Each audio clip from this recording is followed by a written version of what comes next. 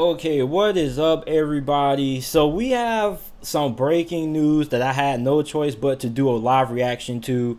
So, the Detroit Lions have traded Matthew Stafford to the Los Angeles Rams in exchange for Jared Goff, their 2021 third round pick, their 2022 and 2023 first round selections.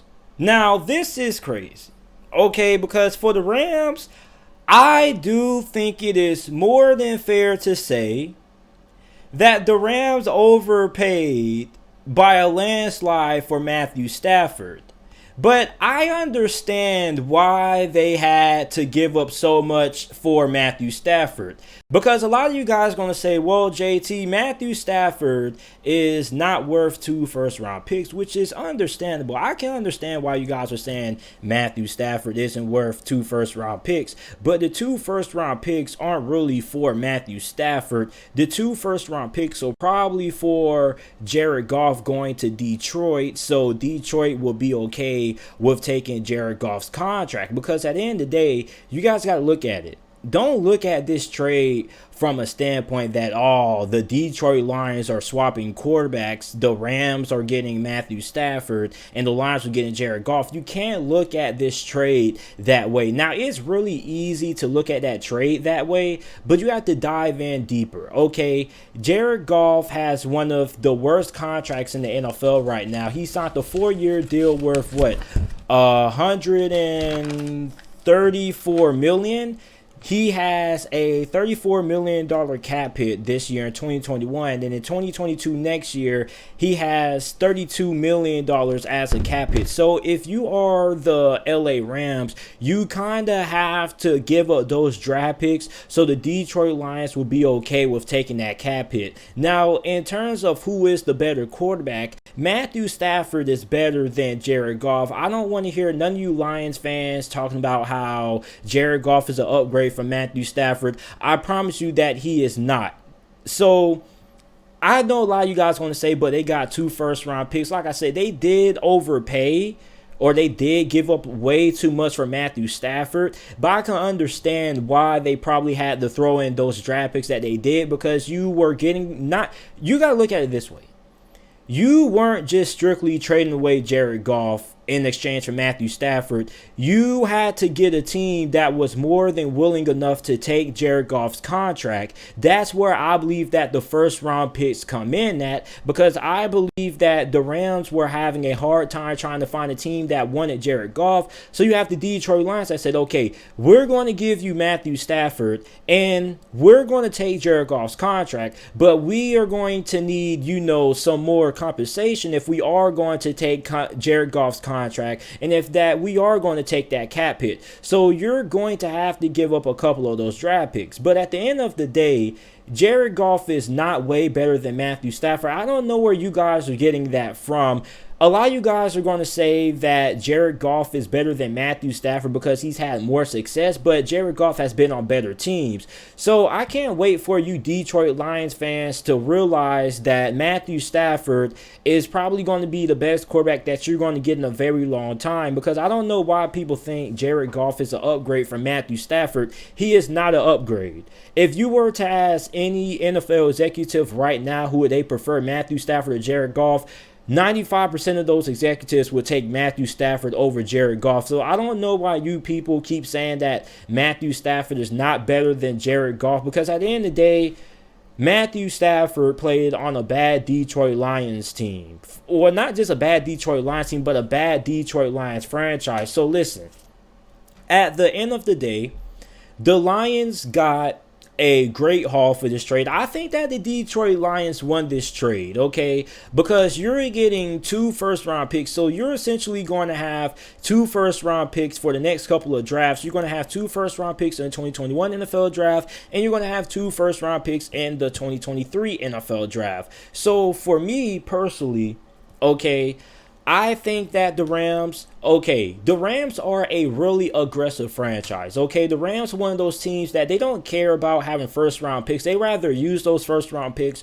on getting already proven talent than trying to figure out who's going to be a bust, who's not going to be a bust. So for the Rams, okay, yes, you may have given up a lot for Matthew Stafford, even if you were trying to get Jared Goff's contracts off the books. But at the end of the day, Matthew Stafford automatically is going to make the Rams a legitimate threat to not only win the NFC, but a great Super Bowl sleeper pick for the upcoming 2021 NFL season. Because at the end of the day, Matthew Stafford is a big upgrade from Jared Goff. I don't know how many times I have to reiterate that, but that is the God honest truth. If you think that Jared Goff is an upgrade from Matthew Stafford, then I think you need to watch more football. So I think that right now, if I were to make an early 2021 prediction, the Rams would be my pick to make it out of the NFC, because if their defense is still as good as what it was this past season and the 2021 NFL season, you got to look out.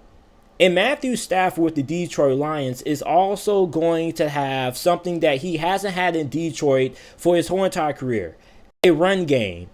In the 100 and something games that Matthew Stafford has played with the Detroit Lions, I think he has only had a 100-yard rusher like less than 10 times. So for Matthew Stafford, going to the LA Rams is a blessing. You're going to have the best coach that you have ever had in your whole entire NFL career. You're going to have Sean McVay, an offensive mastermind. You're going to have a great offensive line. You're going to have a run game. You're going to have a great defense. For Matthew Stafford, you're going to have everything that you ever wanted with the Detroit Lions and Los Angeles. And for Jared Goff, he's going to be going to the Detroit Lions. He's going to be getting a fresh start, because that's pretty much what Jared Goff needed, because the relationship between him and Sean McVay was kind of going sour. So for me personally, I think Detroit won this trade in the long haul. But in terms of short-term success, I think that the LA Rams are going to be better with Matthew Stafford as their quarterback than what they are going to be with Jared Goff, or what they would have been with Jared Goff. So listen, man, I'm really excited about this.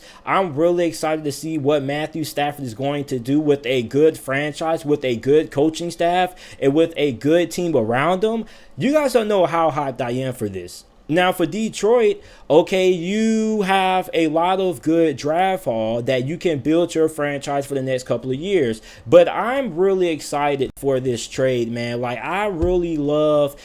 I'm a big Matthew Stafford fan, okay? I defend Matthew Stafford a lot. I feel like he's really underrated. I feel like he gets too much criticism for what happened in Detroit, because at the end of the day, you can't win with a bad team. You can't win with a bad coaching staff. So I can't wait for Matthew Stafford to prove to you Detroit Lions fans who wanted Matthew Stafford gone and who felt Matthew Stafford was a problem in Detroit, to take the LA Rams to the playoffs and to have some postseason success, because Matthew Stafford was really underappreciated in Detroit. And I think a lot of you Detroit Lions fans are going to realize that about how you guys took Matthew Stafford and his talent for granted, because the Detroit Lions have wasted really good generational talent. You wasted the Hall of Fame careers of Barry Sanders and Calvin Johnson. Then you waste a pretty good talented career of Matthew Stafford. So I'm really excited to see how this is going to pan out for both of these two franchises, in particular the LA Rams.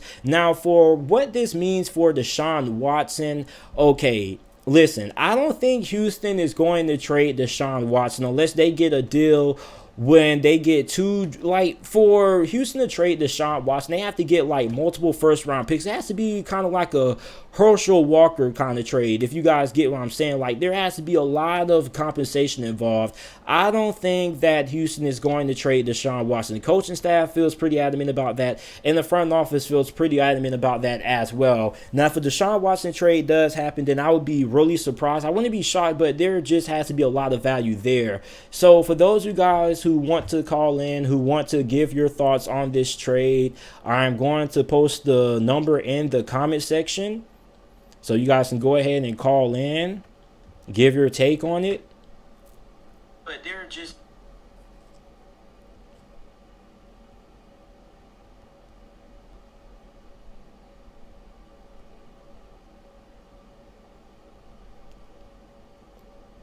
Okay, so the number is in the live stream for those of you guys who wants to call in and give your thoughts on this trade, who you guys think is the winner. Go ahead, call in. I'm eager to see what you guys think about this trade, man. So, I mean, listen, I think that the Detroit Lions won this trade because the Rams are only going to have Matthew Stafford for like 3 years at best. So, if Matthew Stafford can play for like 4 years, then that's good. But I think Matthew Stafford probably has. Oh, we got a phone call right now. You're on the line with JT Sports. Who's calling in? Hello? You're on the line with JT Sports. Who's calling in?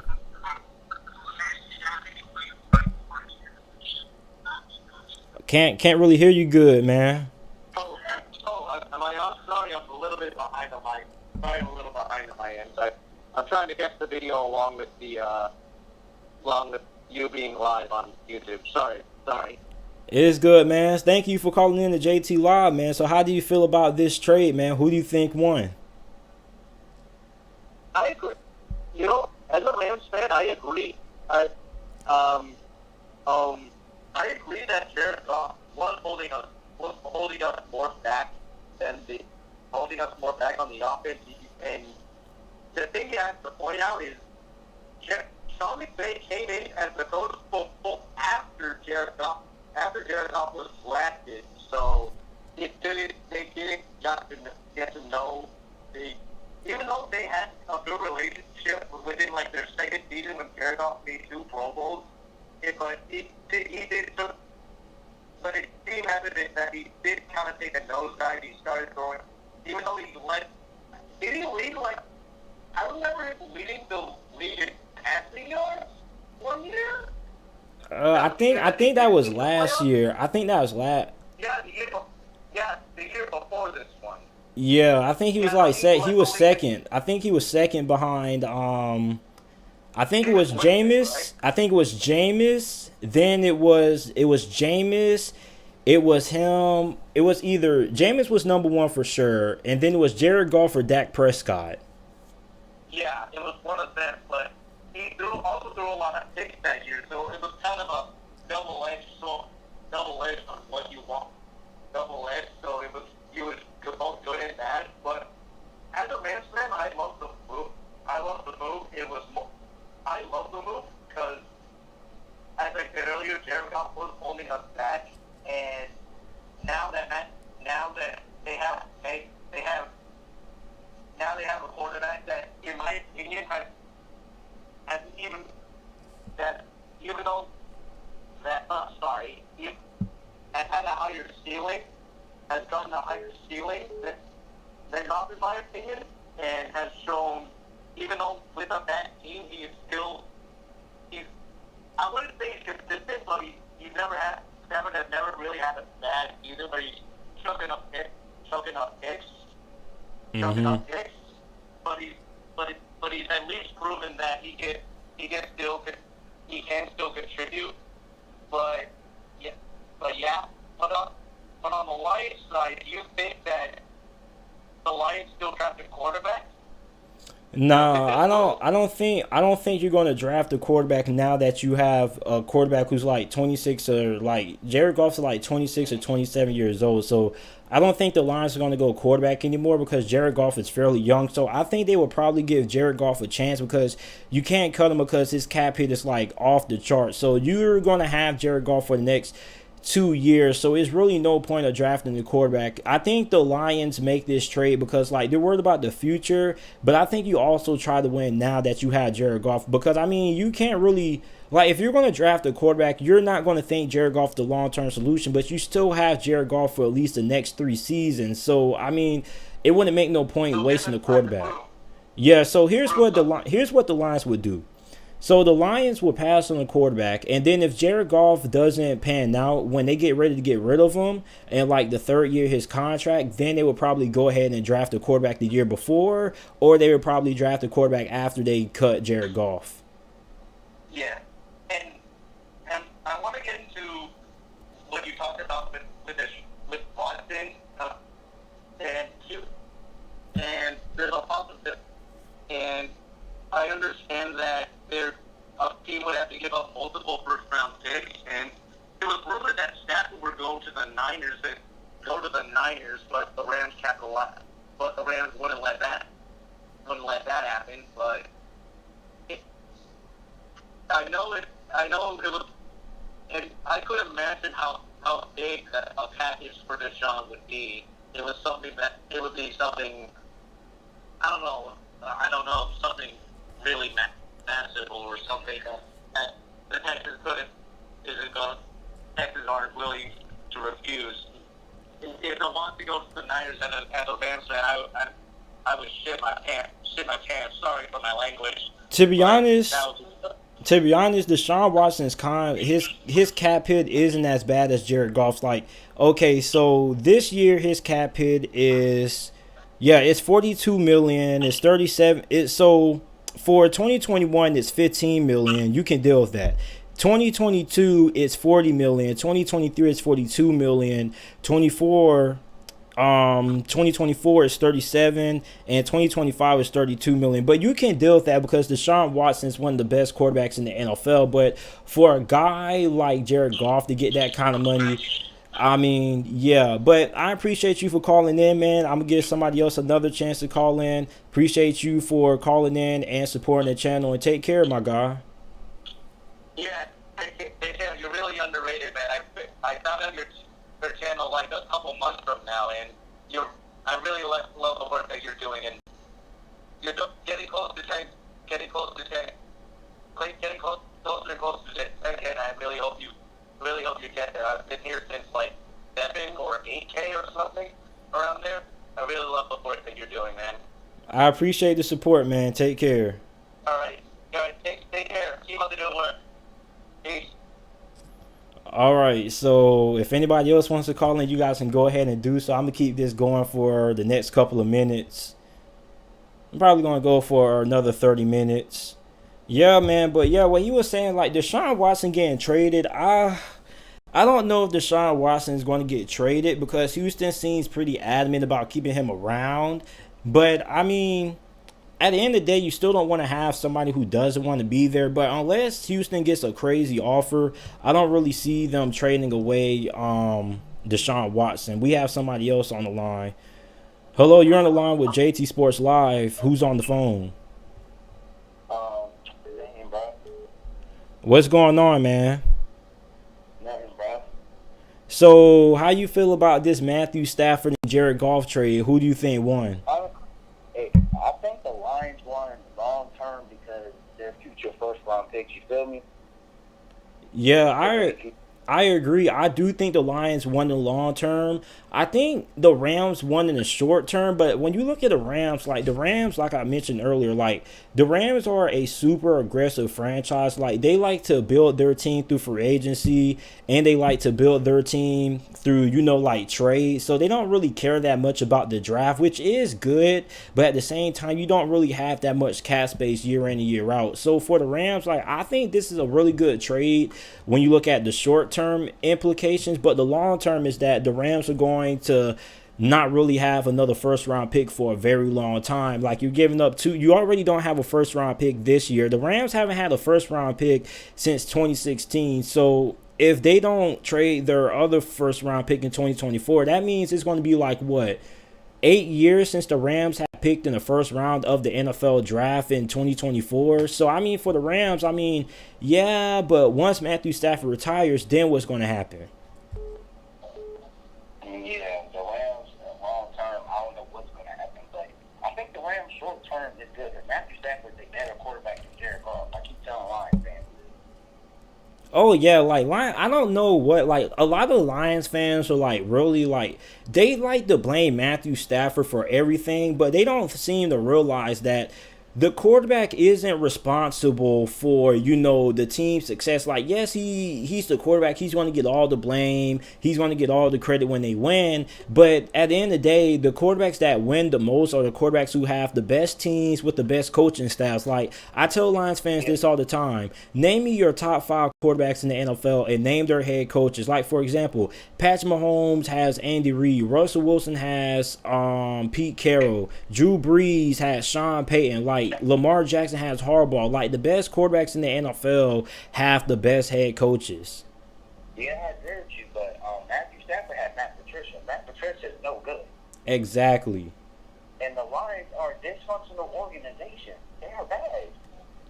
Yeah, man. Like, I don't really understand why people think that Matthew Stafford going to the Rams is not an upgrade. So somebody asked, what's the details on the trade? So the Rams acquired Matthew Stafford, and the Detroit Lions are going to get Jared Goff, the Rams' third-round pick of the 2021 NFL Draft for this year, and they're going to get the Rams' next two first-round selections in the 2022 and 2023 NFL Draft. So they're essentially going to have the Rams' first-round picks for the next two upcoming drafts in 2022 and 2023.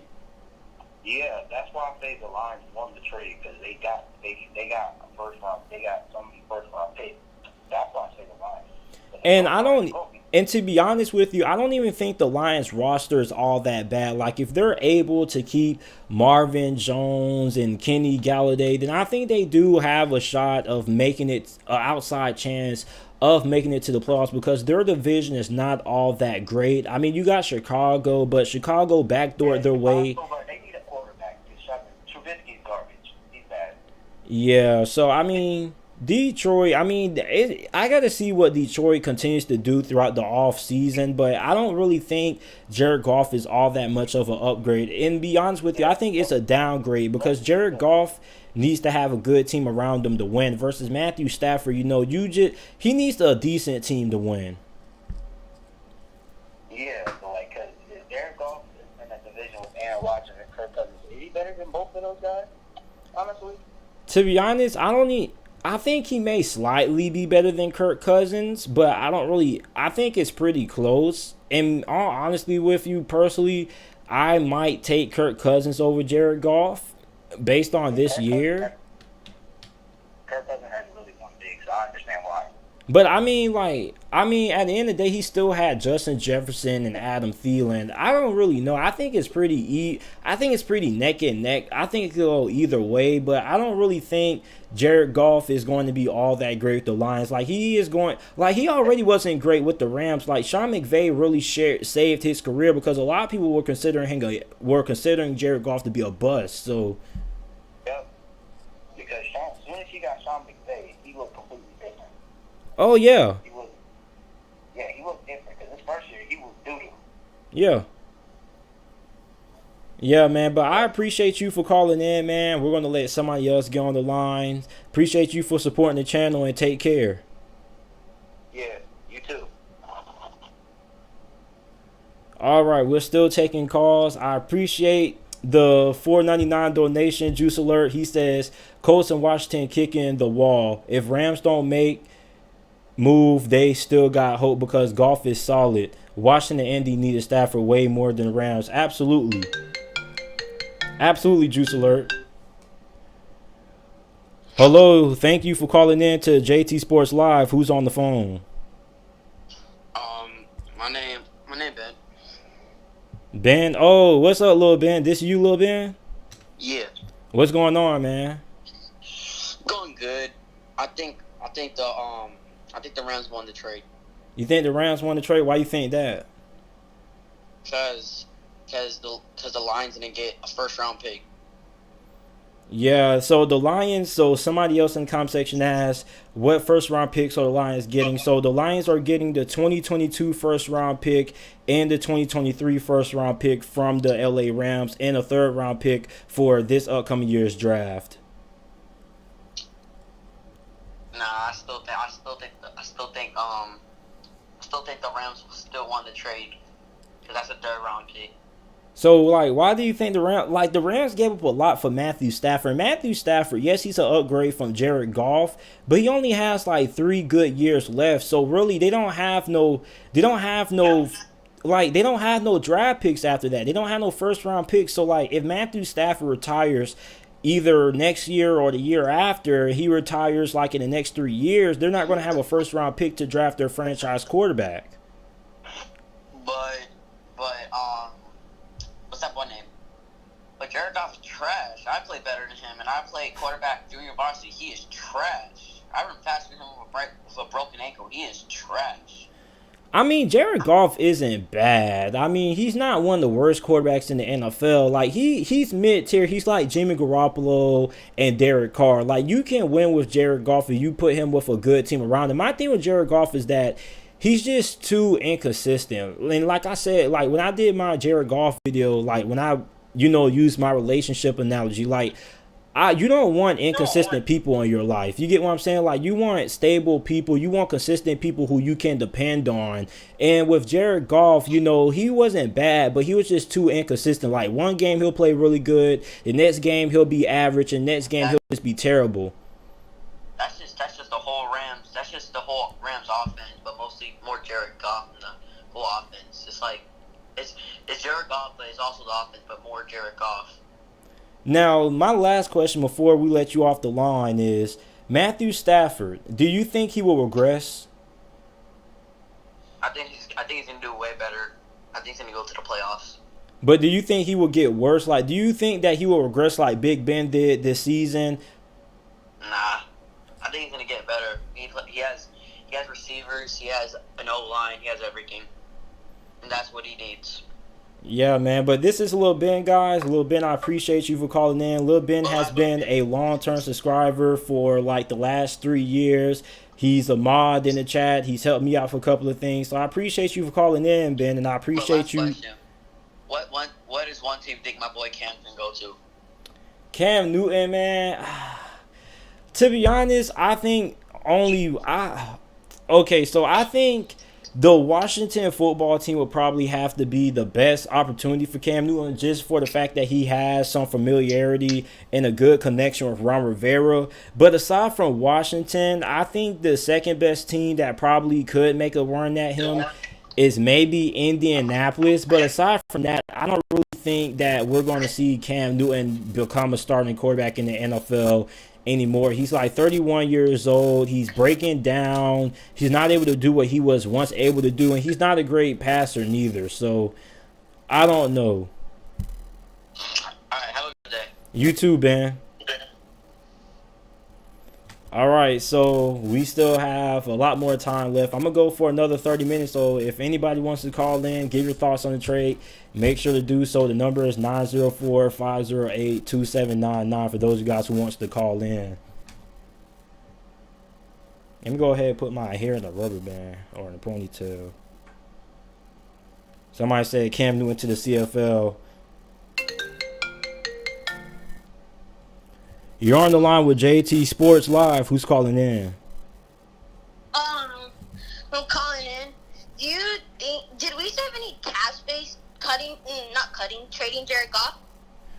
I think the Rams have some cap. I don't think the Rams had that much cap space. Like, I think they were like fourth in the NFL and least available cap space. So they didn't really have a lot of cap space. Now they may free up some cap space, but not this year. I think they will free up some cap space come next year in 2022.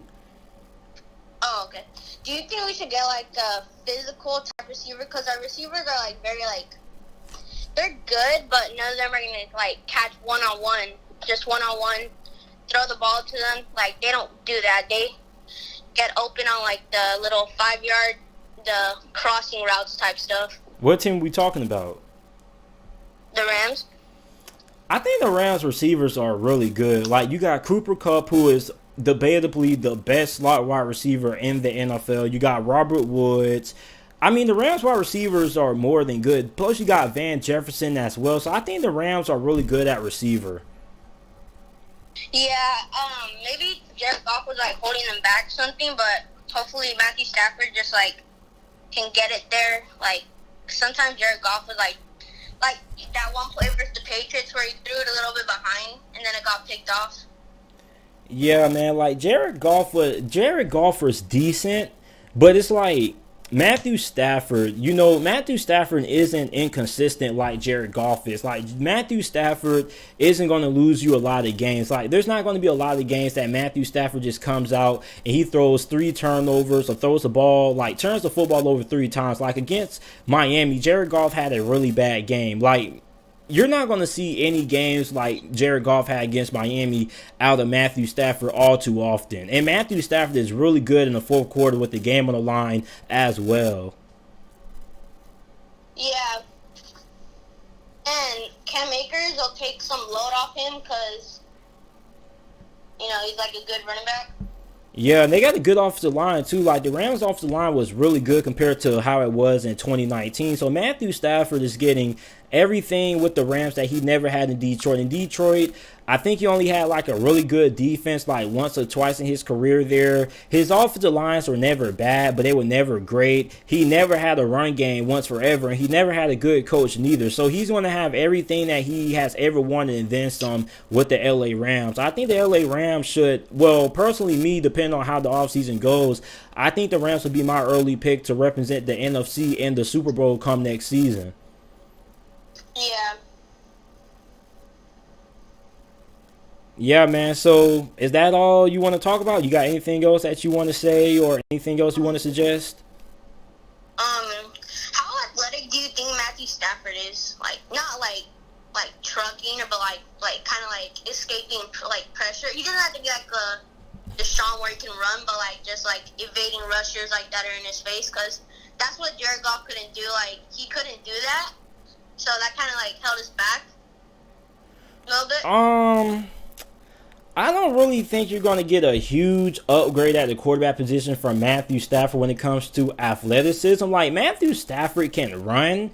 Okay, Jared Goff could run a little bit too, but Jared Goff was way faster than what Matthew Stafford is. But Matthew Stafford, I mean, if he has to, he can pick up some yardage, like 3 or 4 yards, but you're not really getting that much of an upgrade at the quarterback position in terms of athleticism. Yeah, and also the arm strength, like on those deep shots, he would kind of like underthrow it, so the receiver had to kind of come back. But with Matthew Stafford, you're not gonna have that. Yeah, Matthew Stafford has one of the strongest arms in the NFL. He probably has the 3rd strongest arm in the NFL behind Josh Allen and Patrick Mahomes. Yeah. So I appreciate you for calling in and supporting the channel, man. Take care. All right. Keep up the good work. All right, man. So lines are back open for anybody who wants to call in. We're going to be going live or keep going live for the next 29 minutes. For those of you guys who are new to the channel, make sure that if you haven't already, that you guys hit that thumbs up and you like the video and subscribe to the channel. Upload NFL videos and college football videos daily. Yeah, same. Will Jameis Winston be QB1 in New Orleans? I mean, it just depends. It depends on what happens with Drew Brees. Is Drew Brees going to retire, or is he going to try to come back for one more year? But also, you know, a team like the Colts, maybe the 49ers, maybe they could make a shot at Jameis, because the Saints right now are like negative 100 million in cap space right now. So I think Jameis Winston will be a starting quarterback somewhere come the 2021 NFL season, but it may be the Saints, it may be the Colts, it may be the 49ers, or it may even be Chicago.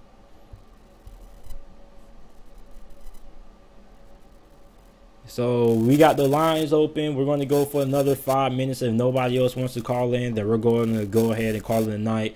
But yeah, man, this is a really interesting trade, man. Like, at the end of the day, I really feel like the Rams gave up way too much for Matthew Stafford. Like, I understand that they had to, you know, take Jared Goff's contracts off the books, but did they really have to give up their next 2 first-round selections for their next 2 NFL drafts for 2022 and 2023? But, I mean, that's the kind of organization that the Rams are. Like, the Rams are a team that builds their squad through free agency and through aggressive trades, and sometimes it pays off, sometimes it doesn't pay off, because oftentimes you don't really have a lot of cap space, because you do need to have those young players there to kind of release some of the cap space that you have. But I mean, for the Rams, man, like, I feel like in the short term, Matthew Stafford should take this team to the next level. Like, I'm expecting this. I have a lot of high expectations for the Rams in 2021 when the 2021 NFL season begins. But the lines are open for those you guys who want to go ahead and call in. The number is 904-408-2799 to go ahead and give your thoughts on the trade. But me personally, I'm really excited to see how Matthew Stafford performs with the LA Rams with Sean McVay. But if you guys haven't already, make sure that you guys go ahead and follow me on my social media platforms. My Instagram and Twitter is both JT Sports _. You can stay up to date with everything that's going on the channel. And also you can, ask me questions in the DMs on Twitter and Instagram if you guys want to. But make sure that you guys follow me on my social media platforms on Instagram and Twitter, which is both JT Sports _. So yeah, it was about getting rid of the contract. It's worth it to build in other ways. Browns did this with a QB. I forgot who. So, I mean, for the last time I saw a team give up draft picks to take somebody's contract off the books, it was last year in the off season going into the 2020 NFL season that the Chicago Bears basically took a couple of additional draft picks for Jacksonville so they could get rid of Nick Foles. Welcome to JT Sports Live. Who's on the line? This is Brian. Hello. So I think that the Rams, the Lions probably won. It was a bold choice by Dan Campbell, which probably gives Lions fans a lot of hope for what he could be doing.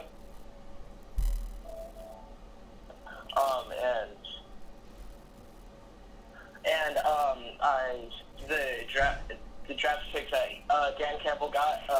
Dan Campbell's the Lions' new head coach, right? Yeah. So I think that he pretty much won the lottery when it comes to not with Jared Goff, but the draft picks. To me, Jared Goff is like Mason Rudolph, or Mason Rudolph's probably better, right? Nah, I wouldn't go that far. I don't think it's even close. Jared Goff is way better than Mason Rudolph. Because you got to think. Okay, so let me ask you this. So if Big Ben was to retire right now, who would you prefer, Mason Rudolph or Jared Goff?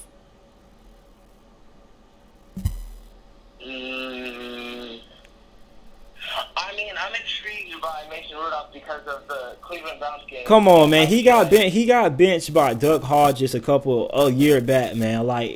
So you're telling me you would rather have Mason Rudolph than Jared Goff? I understand what you're saying, but that's just one game. You get what I'm saying? He had one good game against Cleveland a couple years ago in his first start there, and then he ended up breaking down. He didn't really do that great against Miami, and he eventually got benched for Devlin Hodges, who was an undrafted rookie free agent. If you were to ask me, I have a lot more confidence in, Joshua Dobbs than I would in Mason Rudolph. All right, yeah. Isn't Mason's pocket presence better than Jared Goff's? I feel like Jared Goff cracks under pressure easy. To be honest, I think that Jared Goff is pretty much better than Mason Rudolph in every category possible when it comes to being a quarterback. Because, if Mason Rudolph was good, then the Steelers wouldn't, be all that on board with having Big Ben return. Big Ben probably would have got benched for Mason Rudolph in that playoff game. Because when the Patriots were getting blown out and some of those blowouts that Jarrett Stidham would kind of come in and they would bench Cam Newton, if that was the case, we would have saw Big Ben get benched and pushed aside for Mason Rudolph, because that's often what happens when you have veteran quarterbacks who are struggling. When you have a emerging young talent at the quarterback position, you end up normally starting those guys. And Mason Rudolph didn't really get an opportunity when Ben Roethlisberger was playing bad. So I don't really think Mason Rudolph is going to be all that great. And on top of that, somebody in the comment section just hit the nail on the coffin. Antonio Calhoun said Mason Rudolph has already reached his ceiling. He was a 4th round pick for a reason. I agree with that. Mason Rudolph looks like he could be Mason Rudolph. We've seen what we can get out of Mason Rudolph. He is a good backup quarterback, but I don't think he's built to be a long-term starter. Okay. And I feel like Ben didn't play awful in that playoff game. He had 2 tipped passes. I mean, that's been a current theme that always happens. But his decision making was really bad in the first half though. Like a couple of those passes shouldn't have been thrown. He threw one in the triple cover. Like same thing against Cincinnati. Like he wasn't great against Cincinnati neither. Like it was just a lot of like Big Ben. Like you've been in the NFL for nearly 2 decades. Like that is a rookie mistake. That's something a rookie would do.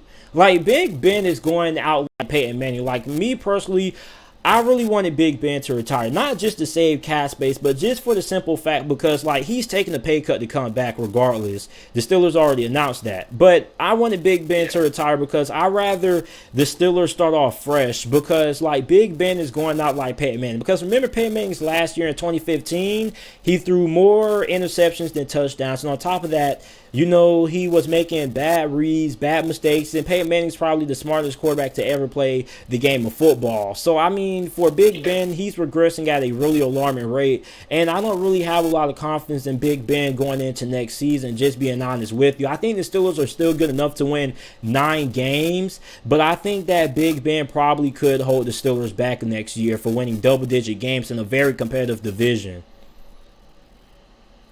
Yeah. What's it called? You see the schedule for 2021? It's rough. Yeah, my guy Juice Alert was trying to tell me that the Steelers pretty much their chances of making it to the playoffs next year are non-existent. But the Steelers are really good against playoff caliber football teams. Like remember, nobody expected the Steelers to beat Indianapolis, and Pittsburgh beat Indianapolis. Like when Pittsburgh plays in big games, they normally rise up to the occasion more times than not. But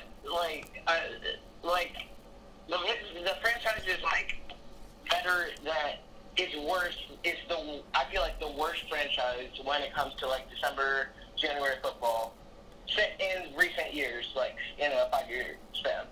Yeah, I do agree with that, but my thing is, like, we're bringing back Big Ben. We're going to have no choice, but the run game is going to have to be there. Like, that's my biggest thing with Big Ben. Like, I mean, for Big Ben, really, the run game has to be there because his decision-making is going off the charts. And as I'm saying this right now, Juice Alert's repeating the same thing, basically, but he's saying Big Ben falling off. Like, Big Ben hasn't fallen off the cliff, but he is regressing. And that is fair to say that Big Ben is regressing at a pretty alarming rate. Like, next year is most likely going to be Big Ben's last year. Like, similar to Drew Brees, like, his arm strength isn't deteriorating. It's like his decision-making is deteriorating. And Big Ben has always been a super aggressive quarterback. And even though the schedule is really hard, like, Pittsburgh should still win 9 games at least because that's the standard that Pittsburgh is. Like, Pittsburgh's team isn't bad that, you know, like, they shouldn't make it to the playoffs. Like, the biggest question mark going into next year is going to be, you know, a couple of pieces on the offensive line, center, and then how good is Big Ben going to play. All right, man. And I do agree with you that Ben should retire this year, to be honest. But, yeah, thank you for your time, bro. I really like your content. I appreciate you for calling in, man. Take care. Yeah, bye. All right, so I'm still going to be live for another 18 minutes. So if you guys want to call in, I really want Juice Alert to call in because, like, he's talking really reckless right now. And there's a lot of things that I've been watching Juice Alert talk about that I haven't really been able to talk to him about because, you know, I've been kind of busy. But I would really love to hear Juice Alert's, you know, voice right now because there is a lot of things that, you know, I'd like to discuss with Juice Alert right now. And I'm really interested to see what Juice Alert feels about this trade, man. So, Juice, man, I really want to hear you call in, man. Like, call in, bro. Like, I really want to hear you call in. Like, DM me your number on Twitter first so I know, you know, who to pick up for. I really want, because there's a lot of things that I have a bone to pick with when it comes to Juice Alert, man. Like, really do, man. I don't like how he's been trashing my Steelers lately, but I do agree that the Lions did win this trade, but the Rams are going to be a Super Bowl contender. Like, me personally, I think the Rams will be my early pick as of right now to represent the NFC in the Super Bowl come 2021 and 2022, because I think the Rams right now with Matthew Stafford makes them one of the best teams in the NFC. Like, if that defense is able to play the way that it did last year in 2022... You're on the phone with JT Sports Live, man. Who's on the phone? Yo, it's Juice Alert. Here we go, my guy Juice, man. What's going on? For those of you guys who don't know who Juice Alert is another YouTuber that I'm really close friends with. Make sure that you guys go ahead and give him a subscription, man. Cause man, Juice, man, you've been having some pretty wild takes over the last couple of weeks, man. That's pretty funny because I actually haven't posted for about a week, but I'm gonna probably get to recording tomorrow morning and whatnot. I'm one of those people that don't like to really rush out content. I'm not feeling it. Oh, I get you, man. Like I had opportunities to record because like my schoolwork for this past week hasn't really been that heavy. But it's just like I get a microphone and I mess up a couple of times and I'm just out the mood. Yeah, and plus I kind of stopped like posting instant reactions to stuff once I started doing the hour-long show weekly. So I really don't want to go back, so. Yeah, I got a good show coming up for most of the people. Yeah, I'm about to do what's happening. Yeah, I'm about to do an hour-long Super Bowl preview and prediction, so I feel you.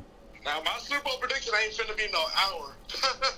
I'll tell you that much, but what do you disagree with, or what do you disagree with? So my first thing is like, how do you feel about the Detroit Lions and this Jared Goff for Matthew Stafford trade? Because like a lot of people are going to say that the Rams gave up a lot for Matthew Stafford, which I can agree. But my thing is like, people got to understand it like this. Of course, on ESPN and Fox Sports, they're going to make it all about Matthew Stafford in exchange for Jared Goff, but nobody there really acts like they really understand football because like. This isn't just a Matthew Stafford and Jared Goff swap. Like, the Rams were trying to get Jared Goff's contract off the books. And like I was explaining to people, like, when you trade a quarterback like a Jimmy Garoppolo or Jared Goff, teams aren't really going to be all that high on those quarterbacks. So you're going to have to give a team an incentive for taking that contract. So there was no way you were going to get rid of Jared Goff without giving up some more picks in exchange. So, I mean, like, how do you feel about it? Well, I was actually one of those people that thought the Rams should go after Deshaun Watson. But I really didn't think that it was possible because I didn't know if they had the assets to do so. Now, obviously, they got the Matthew Stafford trade going. Personally, I think right now the Rams won the trade just simply because they upgraded a quarterback. I actually think Jared Goff's a good quarterback. I mean, he's been to a Super Bowl in the past, but ever since he's gotten to that Super Bowl, he's regressed year in and year out. It's clear that Sean McVay doesn't trust him. And the thing is, it's really disappointing the 2018 Los Angeles Rams did not win the Super Bowl. Like, I picked them to win the Super Bowl in the preseason. They obviously got there. And the Patriots were a pretty good team that year. But if you look at those teams on paper, it wasn't even close. Guess why I chose New England? Because of coaching. That's why I tell people the best team doesn't always win the Super Bowl. Yeah, man, if Sean McVay had someone else that could make plays off schedule for him in that game, Belichick might have been toast, man. Like the Rams and everything, they had a key to leave who was still playing good. Mm-hmm. Marcus Peters. You had Ndamukong Suh next to Aaron Donald. You had mad weapons on offense for Jared Goff. Still a top 5 offensive line. Todd Gurley, he was hurt at the end of the year. The Caesar Anderson was still really good. So it was disappointing they didn't win the Super Bowl. So I think that Sean McVay realizes Goff is good, but he's maxed out with Jared Goff. It's pretty clear to me that Jared Goff just doesn't have that special stuff to take you to the next level. So if Sean McVay can win a Super Bowl with Stafford, I think he really can because Stafford's good. You being a Packers fan, now Aaron Rodgers has complimented Matthew Stafford more than any other quarterback I've ever seen Aaron Rodgers talk about.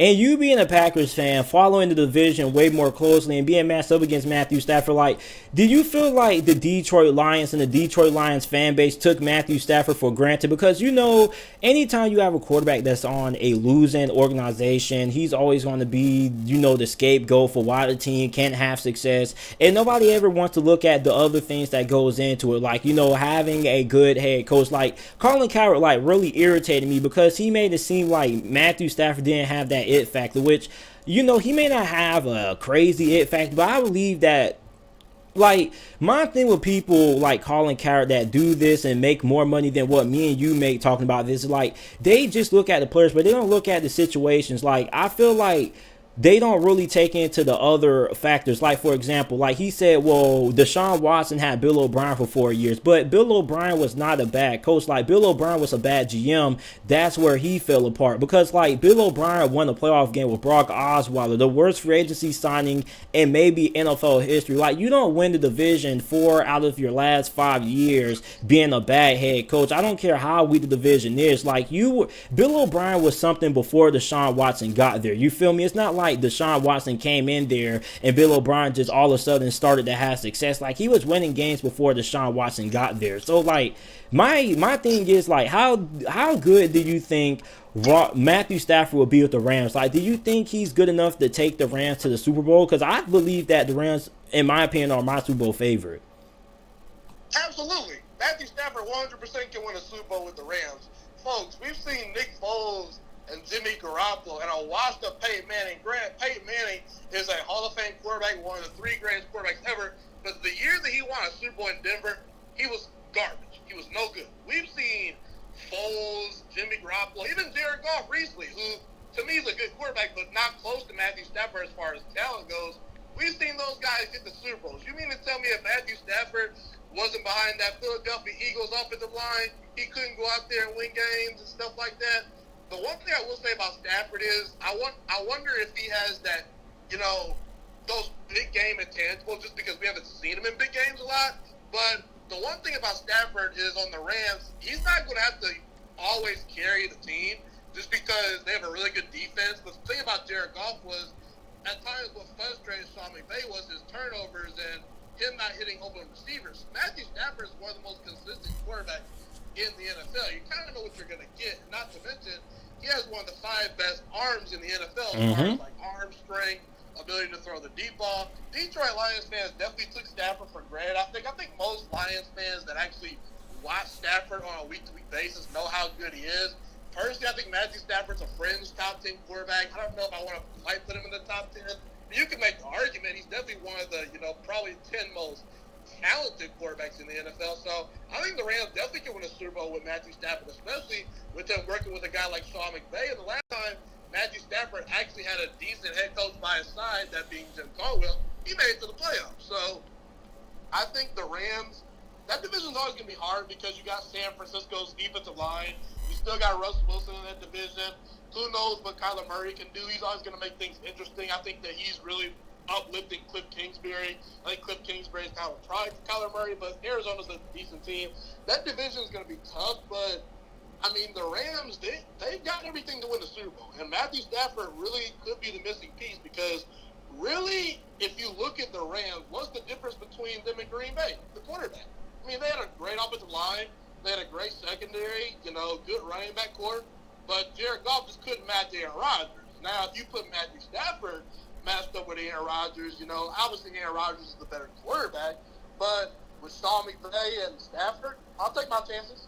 Now, my thing with the Rams, because you made a tweet a couple of minutes ago saying that you wish that the Packers had half the aggression that the Rams have as a franchise. And with me personally, like, the Rams are like, here's what the Rams are. The Rams are like, the Rams run their franchise like they're playing Madden, basically. Like, they don't care about drafting anybody in the first round. Like, they rather trade that first round pick for a proven commodity, which is understandable. But when you're the Rams, there is a lot of pressure to win, right away. Because, like, you're basically trading your future. Like, the Rams just gave Detroit their next 2 first-round draft picks for 2022 and 2023. So when the Rams have a first-round pick in 2024, it will make 8 years since the Rams last had a first-round pick.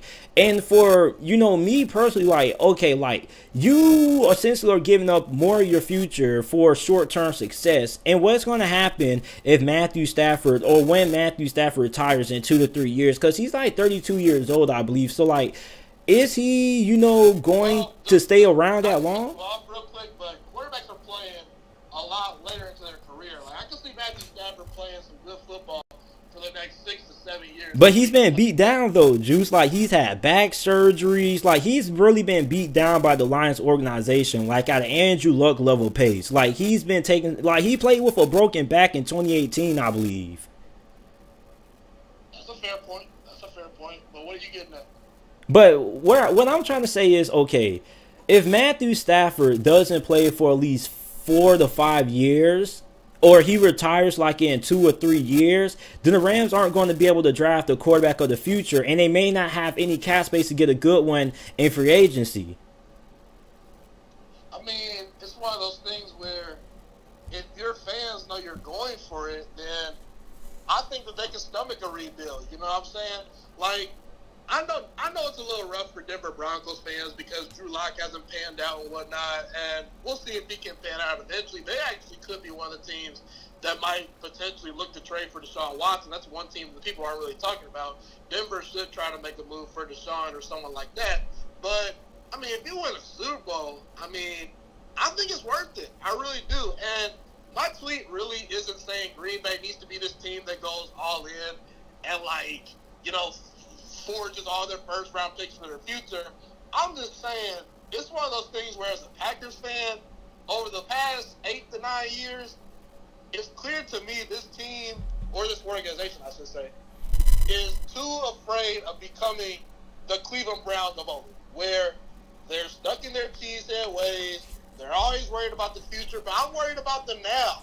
And when you got a guy like Aaron Rodgers, you got to go for it, man. And so it's just one of those things where, look, I actually like Jordan Love as a quarterback. I had Jordan Love actually rated as the second best quarterback in that draft, actually ahead of Tua. Now, it looks like I'm probably going to be wrong because Joe Burrow's really good and Justin Herbert's really good, but I can see Jordan Love getting that number 3 spot. But here's the thing, man. Is Jordan Love ever going to be as close to an Aaron Rodgers? I'm not so sure. So I think that when you have a guy like Aaron Rodgers, or you're in a window to win right now, you got to make the necessary trades. You got to go out there and spend a little extra money in free agency. And I think there was a time to make the Jordan Love pick for us, and that time wasn't last year after you just made the NFC Championship game. You know what I'm saying? And look, I understand that we had a pretty good team, and realistically, we probably were. There was a reason why Vegas favored us versus Tampa Bay. Personally, I felt that Tampa Bay had the better team. I felt that we had the better quarterback. Well, I mean, Tom Brady is Tom Brady, you know, in the clutch and whatnot. But Brady's 43 years old. Rodgers right now, if you were to ask a general manager who you want right now, they're probably going to say, if I need to build a team, I'll probably take Aaron Rodgers just because he can move around and whatnot. But the thing is, man, like, I just feel like that the organization puts so much pressure on Aaron and the coaching staff to develop the average players that they drafted. Like, let's be real. If you take away Devontae Adams from our wide receiver corps, I mean, you're left with Lazard and Scantling. And they're good at times when Adams is on the field, but it's just one of those things where Green Bay is pretty clear when they get to the NFC title game, when they face Seattle, San Francisco, or a Tampa Bay team that's stacked, they just can't out-talent that team. It comes a point in time where scheme gets old, and you just got to line up your guys and say, beat the other team. And we got Aaron Rodgers. He can fit those balls in the tight windows, but what about the other guys? That's kind of where I'm at, you know what I'm saying? So my thing is, okay, so you are a Ohio State fan, so you know more about the Big Ten than I do. So Detroit has been rumored to be linked to Michael Parsons. But Michael Parsons, the linebacker out of Penn State, has a lot of character issues that could drop his draft stock. And we're probably going to see more of that, you know, when the draft comes around with the interviews and things like that. So, like, for Detroit, we obviously know that they're not going to go quarterback this year, for the next 3 years. But where do you think Detroit goes in the upcoming NFL draft? Do you think they do take Michael Parsons if he slides there, or do you think they take Edge? You talk about them not wanting a quarterback. I'm not sure that they don't pass on a quarterback. If I'm in their general manager shoes, like, did they give them the number 7 pick this year? They didn't do that, right? I think Detroit is picking at. They still have their first round pick this year, right? Yeah, well, the Rams don't have one at all. I just want to make sure. Yeah, I would be tempted to draft a guy like Trey Lance or Justin Fields. I really would, because here's the thing, man. Jared Goff just got traded for a reason. Like, I'm sorry, but I look at a guy like Trey Lance or Justin Fields who might be dropping.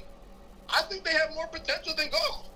And I agree, but you here's. can sit them for a year or two behind Goff. Now, as far as Micah Parsons, he'd be a great fit for their defense. But one thing I would say about Micah Parsons is He's not great in coverage. Mm-hmm. But I really don't care all that much about the character issues. They're not issues to a point where I say he's undraftable, you know. But I think Micah Parsons would be a good fit if they want to go defense.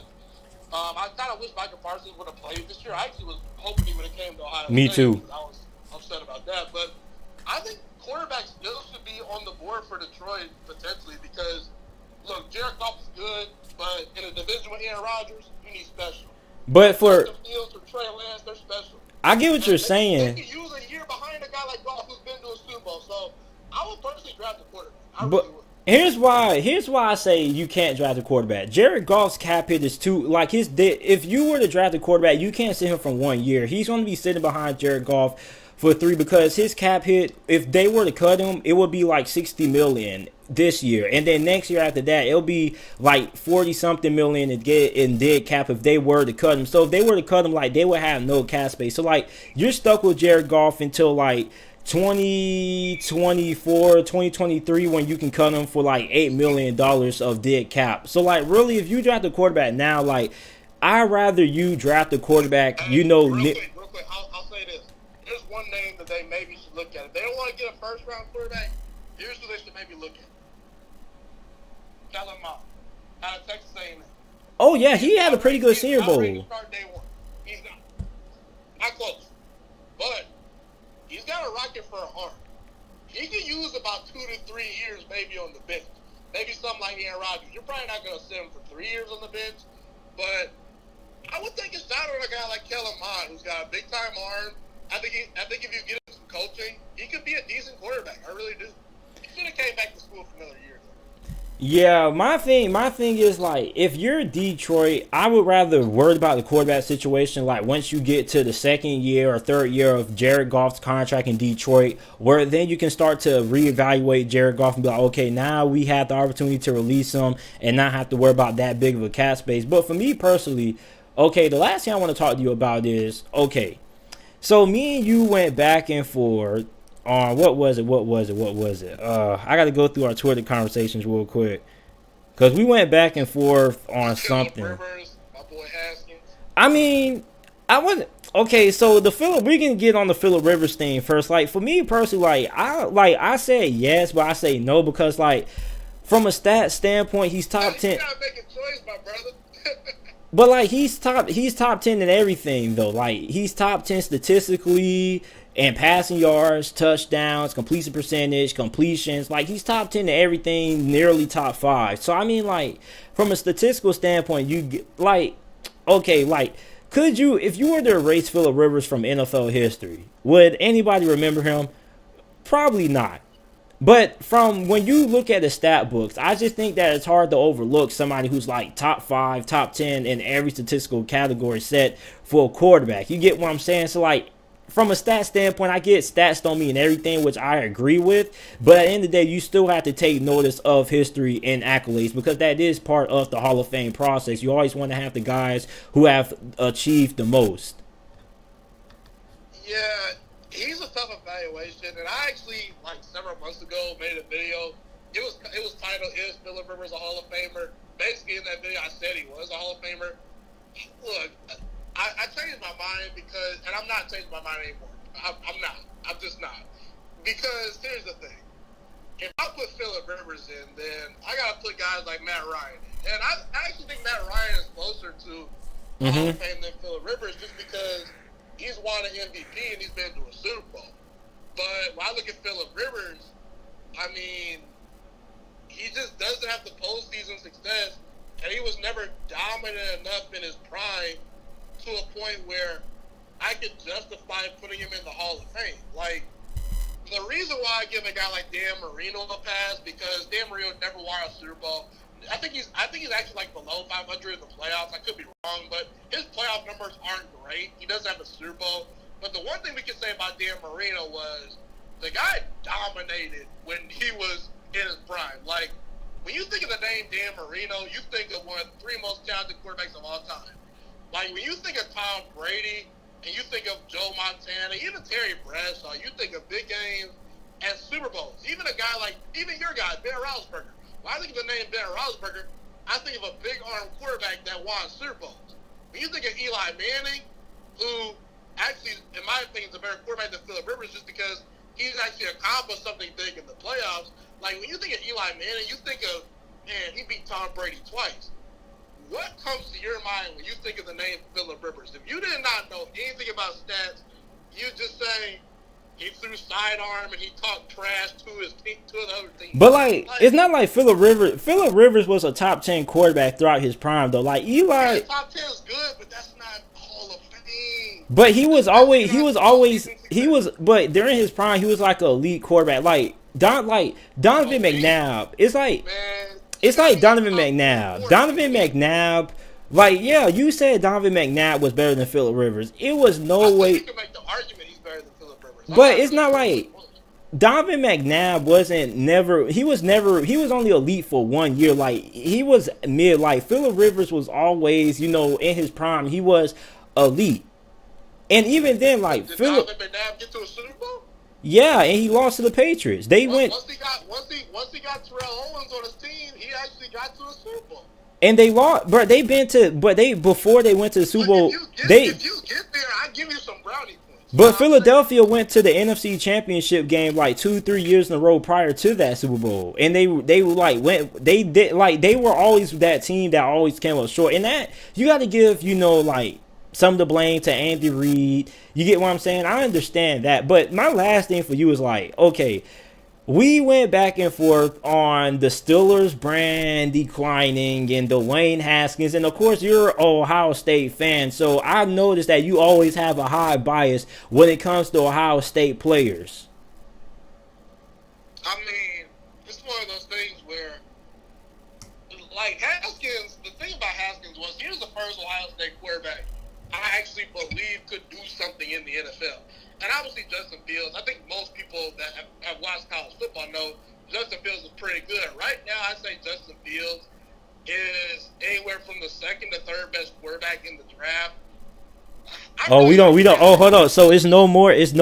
Oh, so now you see how big the gap is between T-Law and Justin Fields, because a couple of weeks ago we was going back and forth. The gap is not significantly wide. I mean, I really don't think I agree with that.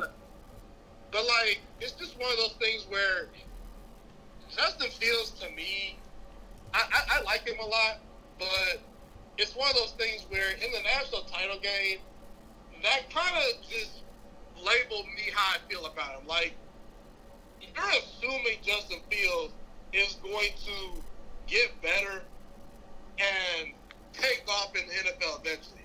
I think Justin Fields will make plays as a rookie. Like, if you say, oh, Justin Fields your starter week 1, I think he can make some plays. I think he can run around and do some things, but he'll have really high moments and really low moments. The one thing that I was really why I was so high on Dwayne Haskins was because I couldn't find a bad game he played at Ohio State. He only had the 1 year, but I always look at players and I say, okay, what can they become? Like, I get like Zach Wilson's really good and whatnot. He probably can come in and start day 1 and maybe hit the ground running, but I just don't see the potential. Like, no. Zach Wilson is Johnny Manziel, but on steroids.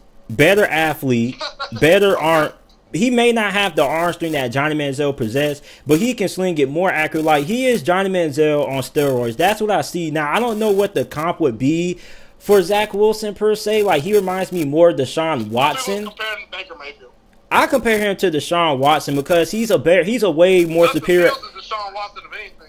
But Zach Wilson is a better decision maker, and plus he's more athletic than Baker Mayfield. So, like, I get the Baker Mayfield comparison, but Sam Howell will be a more, like, the quarterback for UNC. He's Baker Mayfield. He's a Baker Mayfield clone, but Zach Wilson. I can see the Sam Howell Baker comparisons. I could. Like, Zach Wilson's just more athletic than Baker Mayfield. Like, it's not even a close comparison. But, like, with me personally, like, my thing with Justin Fields is, like, he doesn't see the field. And you can't coach that up. But my thing is, I think the potential for Zach Wilson and Justin Fields is just about the same. Like, they're both, like, their ceiling is both the same as Trevor Lawrence's ceiling. Like, they could potentially be the best quarterbacks in the NFL.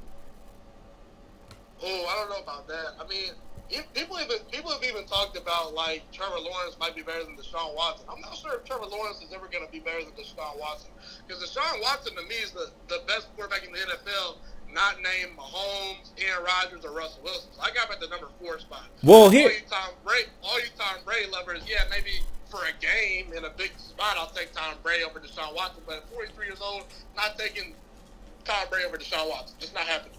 well, here's the thing with Trevor Lawrence that I think people are saying like Trevor Lawrence is probably the best quarterback prospect. I don't really think people think that Trevor Lawrence is going to have, the best career. But I think in terms of what you want from an NFL quarterback, like, I think. He's the most NFL ready. Exactly. He's like Andrew Luck, basically. It's like you watch his film, and yeah, you see some bad, but you just see an NFL quarterback in Trevor Lawrence. Like, he does, like, the bad thing that I noticed from Trevor Lawrence from watching his game is that sometimes he does try to get it. He tries to get it all in one play. Like, against Ohio State, I saw a lot of plays where Trevor Lawrence decided not to take the check down. He would throw the ball into triple covers. Like, just trying to. You know what weakness I also see? Like when pressure comes his way, he falls away from Oh, yeah. pressure like he'll try to duck them hits, and that's okay. That's a good business decision, you know what I'm saying? But like, Trevor, come on now, you gotta stand in there and take them hits and deliver them darts downfield, man. But yeah, he's got the arm strength to do it, yeah. Lawrence to me reminds me of Matthew Stafford when he was coming out, to a certain degree. I think he's a better version of Matthew Stafford, because the one thing people were saying Matthew Stafford legitimately could have had like an NFL arm in high school. You say that about a lot of people, but like, it's one of those things where Stafford, people thought that he could become a top 5 quarterback one day, but it's one of those things where Stafford has been in a horrible situation in Detroit. Exactly. And it's one of those things where he hasn't been a bust. Like, he's been still a solid quarterback. So the thing I look at Trevor Lawrence is I say, okay, will he ever reach the ceiling people say he's going to reach? Probably not, but It depends on the he's gonna be franchise. like Matthew Stafford. He's going to consistently be a very good tier 2 quarterback, regardless of probably where he goes. That's kind of what you're getting to me. I think a quarterback's development really all just depends on the franchise that they go to, because, like, you look at Carson Palmer. Carson Palmer was not a bad quarterback. Like, he was always a good above average quarterback, but Cincinnati held him back. Like, really, in all honesty, like, like, the franchise that the quarterback goes to does have a big, per se, in their development, because, like, I haven't really heard nobody consider a quarterback elite. Look at Russell Wilson. People said Andrew Luck was the next big thing. Russell Wilson's the best quarterback from Andrew Luck's draft class. But, I mean, even then, like, when Andrew Luck played, I mean, like, I don't think Andrew Luck and Russell Wilson was still neck and neck. Like, Andrew Luck was still regarded as like a top 5, like top 10 quarterback, and even then, he never had the postseason success because he didn't go with Pete Carroll and he didn't get a Legion of Boom defense. But Andrew Luck went to an AFC Championship game though. But that was all him. Like, that was like all him. I mean, I wouldn't say it was all him. I mean, like, I think Chuck Pagano gets a little bit way too much hate than what people try to make it seem. But the thing about Chuck Pagano was Chuck Pagano knew how to assemble a really good coaching staff. Like, Andrew Luck's offensive coordinator, his first couple of years was Bruce Arians. That's true. And I will say, Andrew Luck retired at like the worst moment. Like, the Colts were just starting to build a great team around that guy. Then he said, I'm going to hang it up. Like, if he was on the Colts right now, they'd be like a top 3 team, arguably, maybe, in all of it, in the entire NFL, because they got a great defense, a great offensive line, pretty good weapons on the outside. Frank Wright is the coach. Like, and people were saying Andrew Luck was a top 5 quarterback before he retired. He was supposed to be in like a top 5 quarterback. He really was. So yeah, I mean, it's one of those things where if you're Houston, you blew it, because with Andrew Luck retiring, that gave you the opportunity to run that division with Deshaun Watson. And you failed. And my last thing is with you is, okay, this is the last thing I got to talk, because this the last, I say the best for last. So you keep saying that the Steelers are a declining brand, but I've never seen you make a video about the Saints being a declining brand. Never seen you make a video about the Green Bay Packers being a declining brand. Never seen you make a video about the Dallas Cowboys. That is the first team that should be known as a declining brand, because their Super Bowls aren't even in HD. I've been saying there's the declining brand because they ain't done nothing in like the last 23 years. I've clowned them because the Jacksonville Jaguars have more playoff wins than them over the past 23 years. I'm can't say the Saints and Packers are the McDonald's Oh, of the wow. NFL because Oh, that's wow. not the Steelers. The Steelers are the McDonald's of the NFL, and I'm gonna probably make an episode about So let that. me so like here's my They got thing. a lot of good off-season content So coming, here's the thing. How are the Steelers a declining brand, but the Saints and Packers not? Because the Steelers, you know, their expectations are the same expectation that Packers fans and Saints have, and that is Super Bowl buzz every single year. And you have the Saints who, you know, haven't made it to the Super Bowl since 2009, but the Steelers have made it to a conference championship game.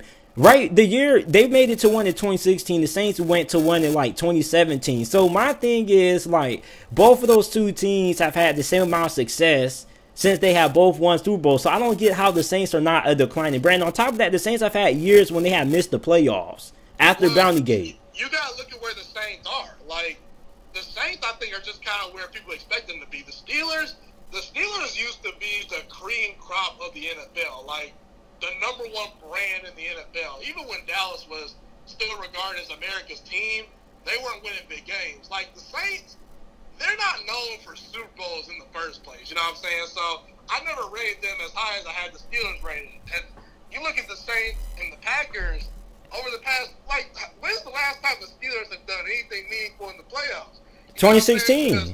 Like you look at this year, lost in the first round to the Cleveland Browns, who are probably going to start, you know, overtaking the Steelers in that division. Then the year before that, they missed the playoffs. The year before that, they missed the playoffs. So the last 3 years, you talking about the Steelers aren't even in the dance. Like, But you act like Green Bay didn't have years that they missed the playoffs though, and with Aaron Rodgers, and then once Matt LaFleur came, you know, they was cooking. And now here's what the Green Bay Packers are, everybody. The Green Bay Packers are the boy who always comes up short when it comes to trying to get the girl. I told you that's fair because we literally come so close all the time when we fail. And like, it was one of those things where when I was watching that Tampa Bay game, like once Matt LaFleur, not once he said, okay, give Tom Brady the ball first, but once they scored in that first drive, I was like, what is wrong with you? Remember we had the discussion about this too. Like you asked me who to have, I told you Tampa. I said that Tampa Bay Green Bay struggles with physical football teams. Like, okay, you guys beat down Tennessee. Okay, but out of the last couple of physical teams you played, Tom Brady in the playoffs, just another animal.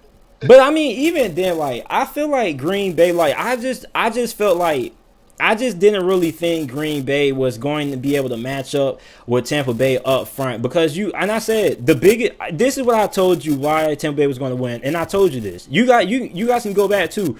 I said that Tampa Bay's defensive line was going to give your offensive line problems because you guys already had like 2, 3 your starting offensive linemen out heading into that game. I know you had we had Bakhtiari out, and he actually was. We were actually doing a good job without Bakhtiari for a while, but it definitely, you know, showed its effects in that game. I actually wasn't surprised that Tampa won because they were my preseason pick to win the Super Bowl. I obviously moved off of it last week because I thought my Packers could come through. You know, despite Tampa probably having a little slightly better team, I felt that we were at home, Aaron Rodgers playing hot, but didn't happen. And it's one of those things where it's like, actually, what was I going to say? I forgot what I was going to say, but whatever. Yeah, man. But Juice, man, I appreciate you for coming on, man. Everybody, I'm about to end the 1 hour 17-minute live stream. I appreciate you guys for all coming on. Juice, I appreciate you for coming on. Make sure that you guys haven't already, that you guys go ahead and check out Juice Alert. He uploads NFL videos, college football videos, and the NBA as well. And you guys make sure to stay tuned for my 1 hour special, 1 hour preview of the Super Bowl between Tampa Bay and Kansas City. I'm doing it for 1 hour because I say, listen, this is the biggest game of the year, so I have to make this the best preview and prediction ever. So this is going to be 1 hour of me talking about football. I might have, a roommate of mine come in and, talk about the game as well. But it's going to be 1 hour so you guys can sit back in the car, sit back, eat your popcorn, and watch me talk about the Super Bowl for a whole hour. And Juice Alert, I appreciate you for coming on, man. Yeah, no problem.